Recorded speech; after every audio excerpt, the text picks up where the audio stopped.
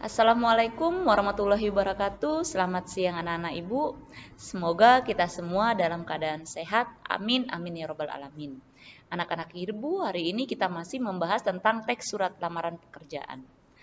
Kalau kalian perhatikan, tujuan pembelajaran kita hari ini yaitu setelah melalui proses pembelajaran dengan model discovery learning, peserta didik mampu menelaah unsur kebahasaan surat lamaran pekerjaan, memiliki sikap mandiri, kerjasama, percaya diri, dan selalu bersyukur kepada Tuhan Maha Esa. Anak ibu, mandiri berarti kalian mengerjakan pekerjaan kalian sendiri, kerjasama maksudnya adalah bekerja sama dengan ibu. Kalau nanti ada yang tidak tahu silahkan ditanyakan, percaya diri, ingat kerjakan sendiri, tidak perlu melihat dari Google. Seperti itu. Maksudnya melihat itu boleh melihat contoh tapi bukan mengunduh bulat-bulat kamu kirim kepada ibu pekerjaanmu nanti. Selalu bersyukur sampai hari ini kalian dan ibu masih bisa bertemu walaupun melalui daring. Kita melaksanakan pembelajaran bahasa Indonesia. Oke, anak ibu, apakah bahasa surat lamaran pekerjaan sama dengan bahasa surat pribadi lainnya? Kalau yang lalu di pertemuan pertama kita sudah membahas surat pribadi-pribadi dengan pribadi bersifat resmi. Jadi surat lamaran pekerjaan itu termasuk pribadi bersifat resmi. Apakah sama bahasanya dengan pribadi yang bersifat pribadi? Oke, lihat sekarang akan Ibu jelaskan mengenai bahasa surat lamaran pekerjaan. Kalau kalian lihat ketentuannya yang pertama yaitu bahasa surat adalah bahasa yang baik dan benar. Maksud bahasa yang baik dan benar adalah bahasa surat tersebut berarti menggunakan bahasa baku. Berarti berbeda dengan bahasa surat pribadi yang bersifat pribadi. Selanjutnya bahasa yang sopan. Anak ibu, nomor 1, nomor 2 ini wajib bersamaan.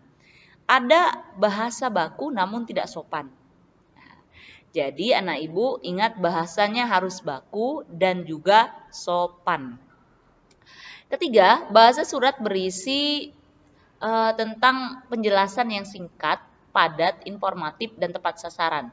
Berarti ketika kamu menulis surat lamaran tersebut, itu tidak perlu bertele-tele, nggak usah panjang lebar. Jadi cukup ke intinya saja agar singkat, padat dan informatif. Informatif maksudnya adalah menginformasikan tentang kamu, karena kamu yang akan melamar pekerjaan. Kita lanjutkan anak ibu.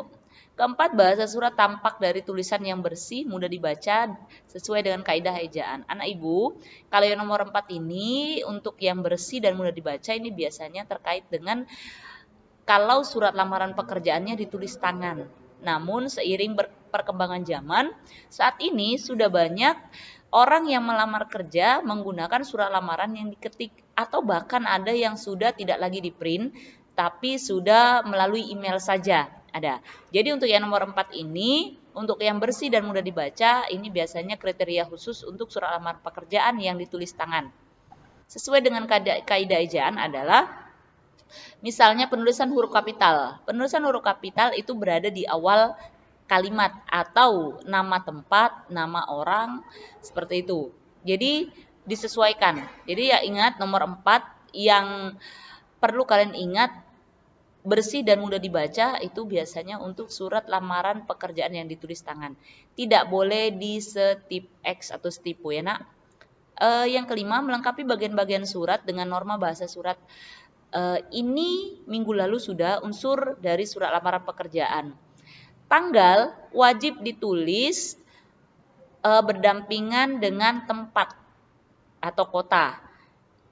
Kalau dia surat resmi, surat dinas itu ada kop suratnya, tidak perlu dibuat karena surat lamaran pekerjaan walaupun dia surat pribadi bersifat resmi tapi tetap harus ditulis nama kotanya karena tidak memiliki kop surat.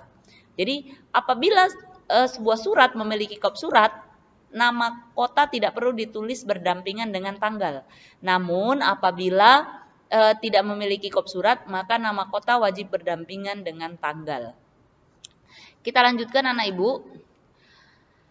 Menurut Rohmadi dan Rustam Haji menjelaskan bahwa surat lamaran pekerjaan dapat diajukan dari beberapa sumber. Contoh dari iklan. Anak ibu, bila kamu melamar pekerjaan dan surat lamarannya kamu mau tulis itu berdasarkan iklan, maka bahasanya seperti ini. Setelah membaca iklan yang dimuat dalam harian dan tanggal. Harian itu maksudnya adalah nama surat kabarnya atau nama hariannya, selanjutnya tanggal. Ini wajib diisi. Jadi anak ibu kalau dari iklan surat lamaranmu itu isinya wajib mencantumkan nama harian dan tanggal harian tersebut diterbitkan. Oke, lanjut. Berbeda lagi dengan informasi seseorang. Menurut informasi dari Bapak, perusahaan Bapak atau Ibu membutuhkan seorang misalnya karyawan seperti itu. Anak Ibu, menurut informasi dari Bapak, Bapak di sini dimaksud adalah orang yang memang memiliki pengaruh dalam perusahaan tersebut. Menginformasikan kepada kamu bahwa perusahaan tersebut memiliki mencari seorang misalnya pegawai seperti itu. Maka menurut informasi dari Bapak, ini harus orang yang memang berkompeten di bidangnya dan berpengaruh di perusahaan tersebut. Oke, 3, pengumuman resmi dari instansi yang membutuhkan tenaga seseorang. Biasanya kalau pengumuman ini ditempel di mading bisa. Kemudian di website, di surat kabar juga ada pengumuman. Selanjutnya kalau di pabrik itu biasanya ada ditempel di pintu gerbang atau di temboknya seperti itu. Jadi yang perlu kamu cantumkan apa? Kalau berdasarkan pengumuman yang perlu kamu cantumkan yaitu nomor pengumumannya dan tanggal pengumumannya. Jadi kalau tadi iklan nama hariannya atau nama surat kabarnya dan tanggalnya, kalau di pengumuman nomor pengumumannya dan tanggal pengumuman tersebut. Kita lanjut, permohonan instansi pada sekolah. Biasanya ada satu sekolah sudah kerjasama dengan sekolah kita misalnya. Maka kamu bisa membuat bahasanya setelah mendapat informasi dari kepala sekolah. Mengapa kamu cantumkan kepala sekolah? Karena kepala sekolah sudah menjamin atau bertanggung jawab terhadap informasi yang kamu dapatkan tersebut karena sudah ada kerjasama. Oke, nomor 5, inisiatif sendiri. Ini kalau dari minggu lalu kamu lihat ada 2 surat lamaran pekerjaan yang Ibu tampilkan. Yang satu, surat lamaran pekerjaan tersebut yang ditulis berdasarkan iklan yang dimuat pada HTTP, nah ada nama websitenya. Ada juga yang kedua yaitu inisiatif sendirian. Kalau nomor 5 ini inisiatif sendiri, tidak ada yang perlu dicantumkan karena inisiatif kamu sendiri. Oke, nah Ibu, demikian penjelasan dari Ibu. Bila ada yang ingin kamu tanyakan, silahkan tanyakan kepada Ibu. Oke, selamat sore anak Ibu. Assalamualaikum warahmatullahi wabarakatuh.